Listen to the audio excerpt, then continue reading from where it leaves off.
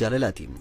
Sagantaan Ichima Jaalalaa akkuma beekamu namoota hedduun kan biyya alaatii fi biyya keessaa kan jiran yaada hawwii fedhii isaan qaban xalayaa gama keenya erguudhaan kan ittiin ibsatanidha. Nutis har'aafis xalayaalee muraasa kan walitti qindeeffannee walitti qaqqadaadamne gama keessan geessuudhaan turtii warreen isinii wajjin godhu. Andee isaan Iskandar Aliyyi, qopheessaan Sharmaarkee Adam, qindeessaan muuziqaa kan Ichima Jaalalaa ammaas Muniir Shaafii yookaan immoo Muniir Istiidiyoon nu faana jiraati hanga dhuma sagantaadhaatti nu hordofaan afeerraa keenya Ichima Jaalalaa. Ichima Jaalalaa. Sagantaa Ichima Jaalalaa keenya gaa namoota hedduun xalayaa isaanii nuuf erguudhaan biyyoota garagaraarraa nu bira geesseeti jirti. San keessaas gaa kanneen akka Atlaantaadhaarraayis xalayaan nu geessanii jirti. Minisootaa, Kaanaadaarraayis ni qabna.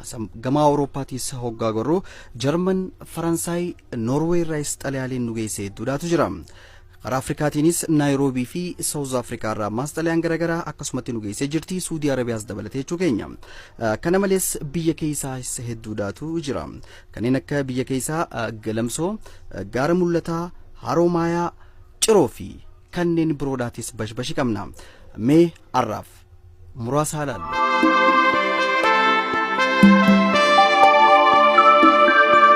Tole kabajamtoota hordoftoota keenya.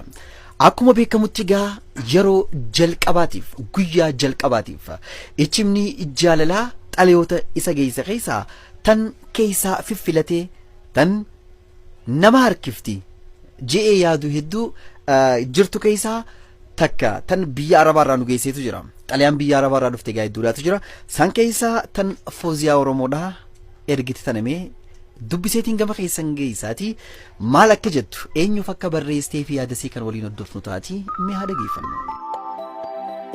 Haa geessu salaamtaan jaalalaa tan osoo wal dheebonnu gargar nu baafte daawwii ijaa wal nu dhorkitee gaaddidduudhaa fi suuraa akkasumas yaadaaf na laatteef zajaa kafalaa xalayaa tan hoggaan sii barreessu imimmaan yaadaa Mallati yarra wal maddiidhaa yaadaati yaa jaalallee xiyya ani Fooziyaa Oromoodhaati Suudii Arabiyaarraa waggaa lama dura akka attasaatti akkaan hiyyaanne jaalaltii sirraa na qabde suutuma suutaan amma na jabeeffattee olaantummaa siin agarsiisaa na miidhaa na daadarkeessaa eega if na jibbisiisu eega yaadaaf na kennu eegaltee Oltee bubbulteetii jirti yaa kaniin dheebodhee beeloofa tokkicha akka kumaa Dooktar Abiyyii fi jetti.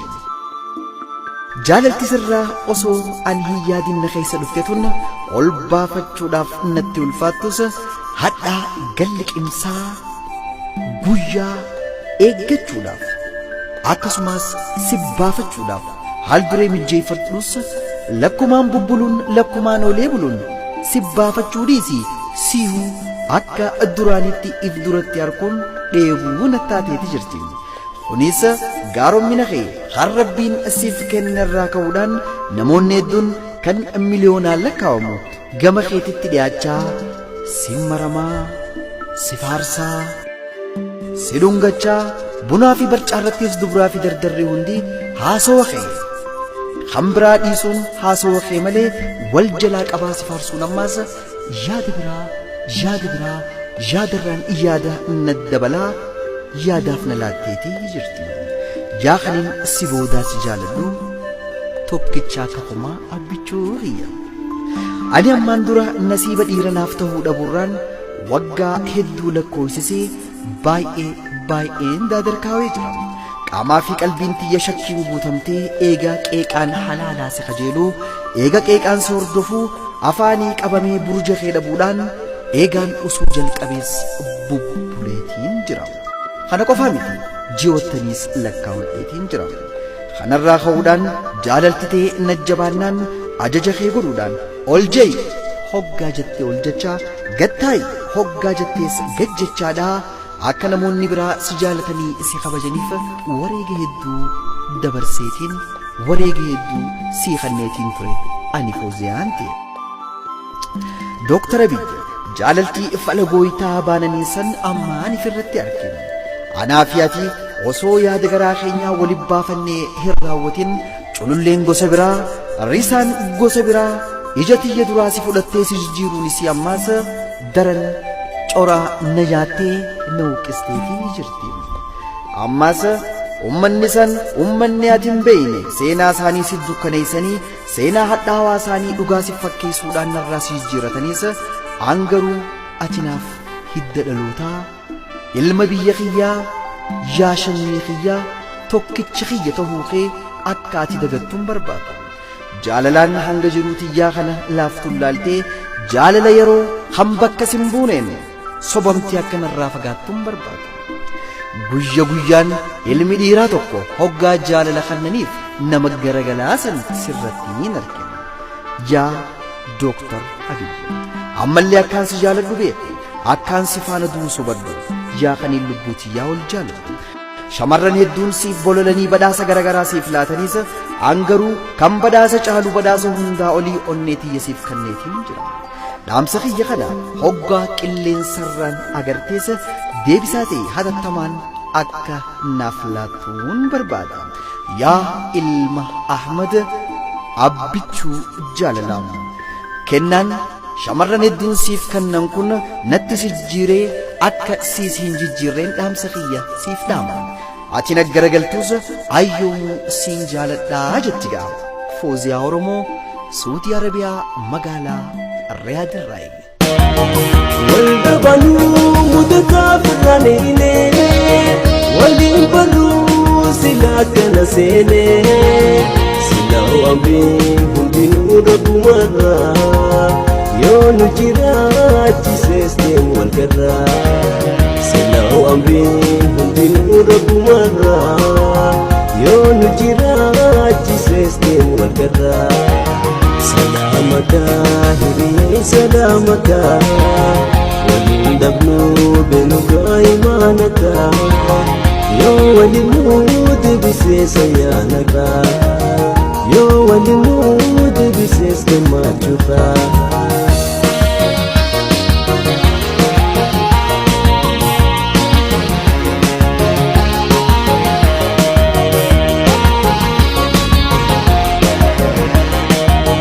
Ya Rabbi mali amrin najabate Namana jaaladhu adda nu baafte akkana gootu guyyaa asuma beeka yoo walinuu dibitees gammachuuka akkana gootu guyyaa asuma beeka yoo walinuu dibitees gammachuuka.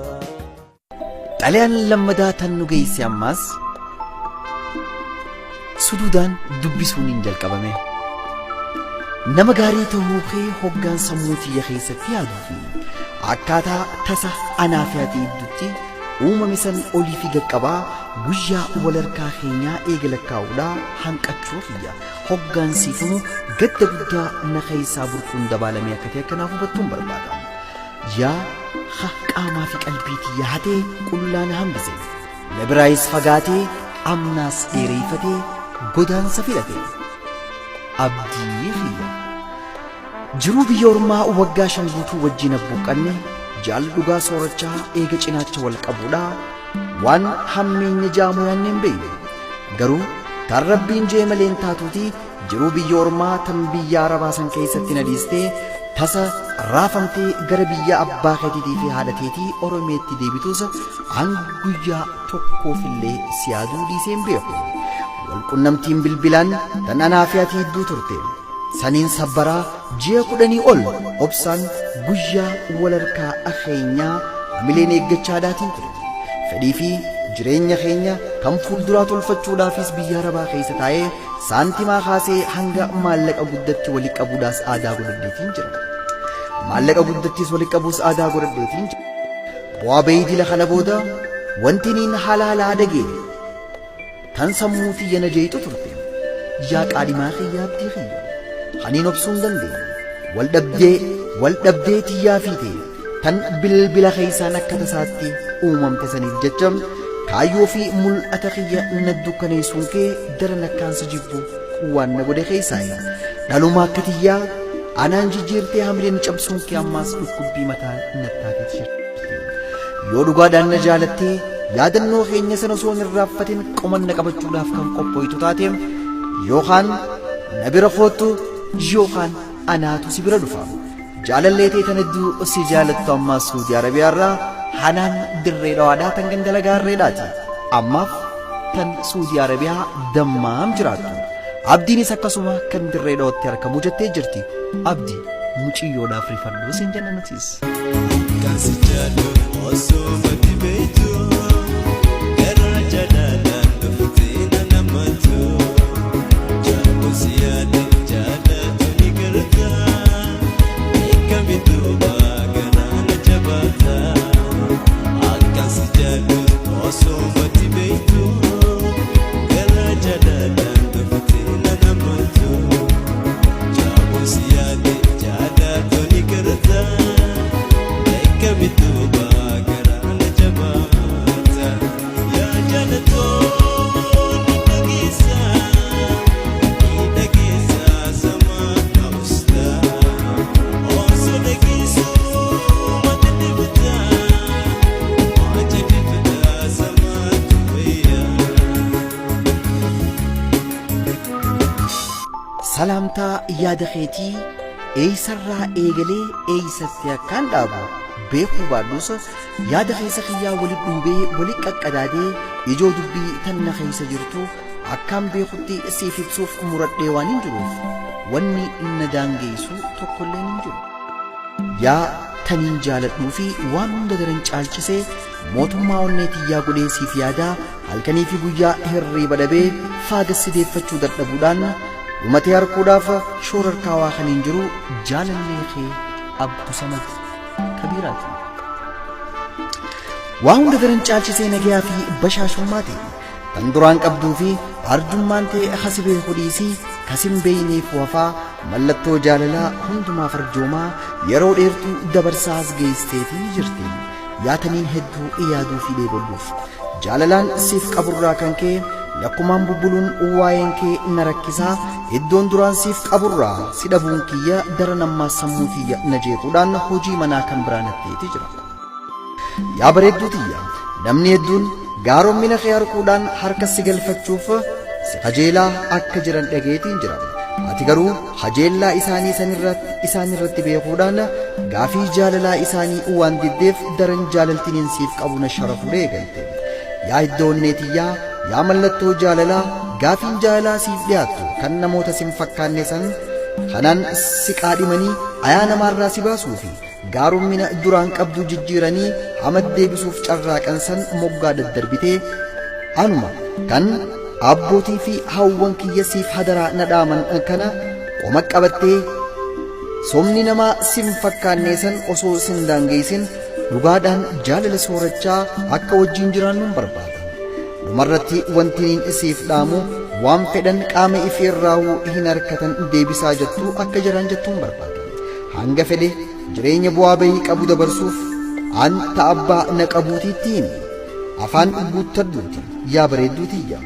Wanni ati beekuu qabdu guddoon hangaanan lubbuun jiru si malee akkaan hin jaalannee fi siif akkaan wareegamuu akkanaaf hubattuun barbaada.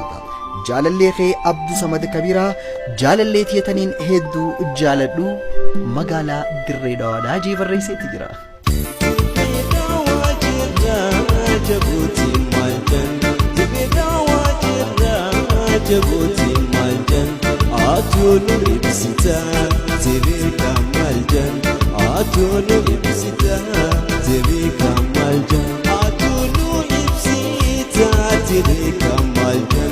Amma le le le le le, sama le le le nan.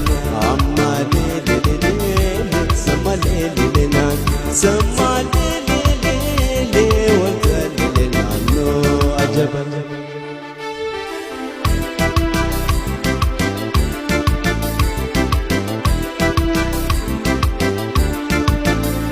Bedawa tu ka bishal lagaharre.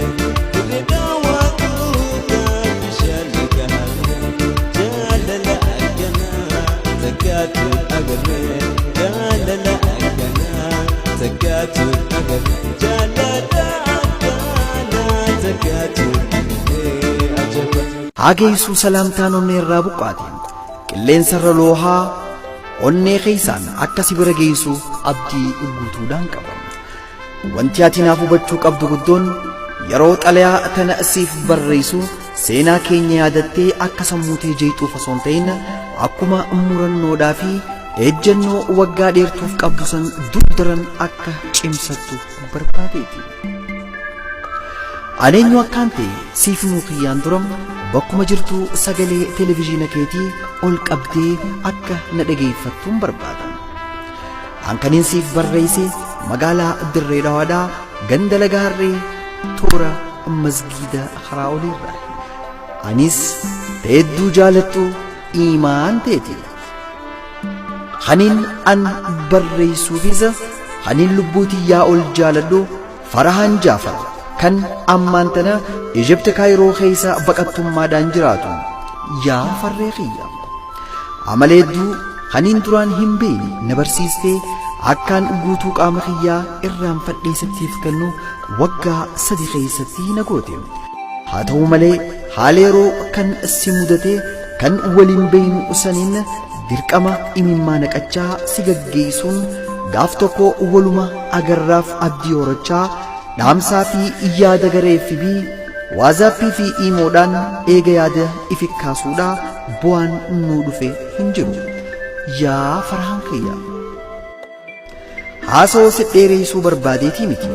Wanti niif siif dhaabu yoo jiraate yeroon dhaabbattee akka nuna hin hubattee dheebuu jaalalaa akka wal baanuun siif dhaama. Yoo dhugaadhaan kana jaalattu taate an dheebuu jaalateetii maraadhee waan hin jiruuf fiigaa barraa akka naa dhuftuun barbaada. Yookaan immoo waggaa akka har'aatu wal arguun keenya nasiiba. Jaalalleetee tan hedduu si jaalattu imaan Dirree Dhawaa Lagaarreerraa jaalalleesii kan hedduu jaalattu Farahaan Jaafar kan Ijipt Kaayirootti argamu.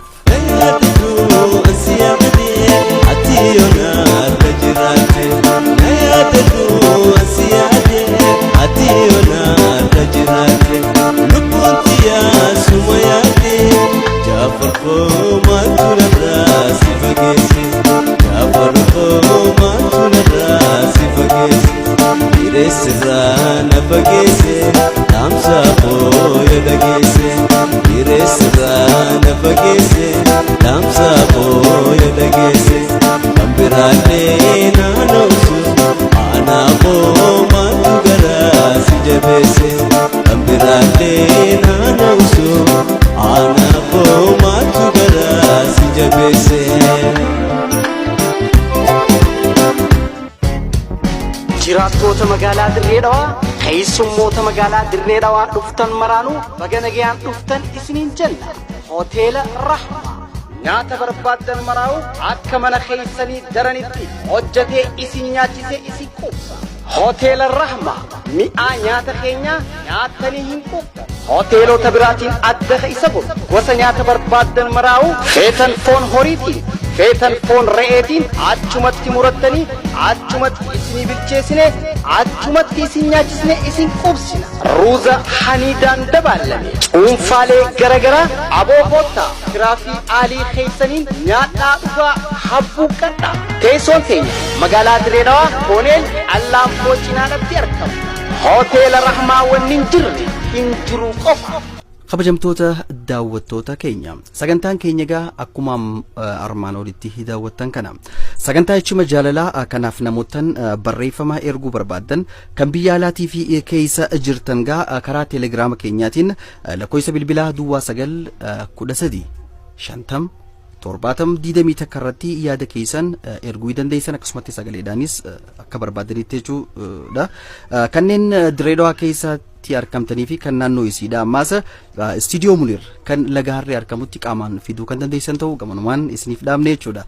Kana malees teekinooloojii ammayyaadhaatiin kanneen sirba hojjechuu barbaadan kan biyya keessaatis haa ta'u kanneen biyya alaa jirtan studio Munir dhufuudhaan bifa ammayyaawaa ta'een haala isin gammachiisuun sirboottan barbaadan hunda isa biratti hojjechuu dandeessanii. Kanaanis lakkoofsa bilbilaa isaa duwwaa 929 32 2257 irratti heloo jettaniin kan isin keessummeessu ta'a jechuudha. Kana malees ammas warreen sagantaa Ichima Jaalalaa kana dhaabbanni garagaraa kanneen oomisha isaanii beeksifachuu barbaadan yoo kan jiraatu taate akkasumatti nuqunnamuu dandeessan duwwaa 913 takka irratti jechuudha. Nuqunnamaa bashannana gaarii isiniin jenna. Dirree Wood. Sumeyaan boojii buufattee magaalaa meeshaalee jarmaayaa manneen walii galaa jaaruu beekan kophii barbaadanis bilaa meeshaaleen Sumeyaa abbaa fedhe caalaa. Mukkeen ibsi bilaan biyya alaa keessa kan garantii qabu Sumeyaa dhiyeessa. Qorqorroo simintoo ferroo fi mismaara Sumeyaa raabitaa hunda bira jira. Sumeyaa jaalalaa kanaan meeshaan kalqee abbaa fedhe caalaa. Teessoon dirree dawaa sabbiyaa tulaalaa. Nuti biyya jaarra malee biyyan diinu kanneen hojii konistirakshin irratti bobbaatan martinu namoonni manaa fi ta'ee gamoo jaaruu barbaadu. Meeshaa barbaadan maraa'u gatii madaalawaa ta'e Sumeyaa meeshaa walii gala jaarmee manneen irraa argachuu ni dandeessa. Teessoon teenya magaalaa Dirree Dhawaa Saaphiyaan gamoo Sa'idoo DDC fuulleedhatti argamu. Sumeyaa meeshaa walii gala jaarmee manneenii.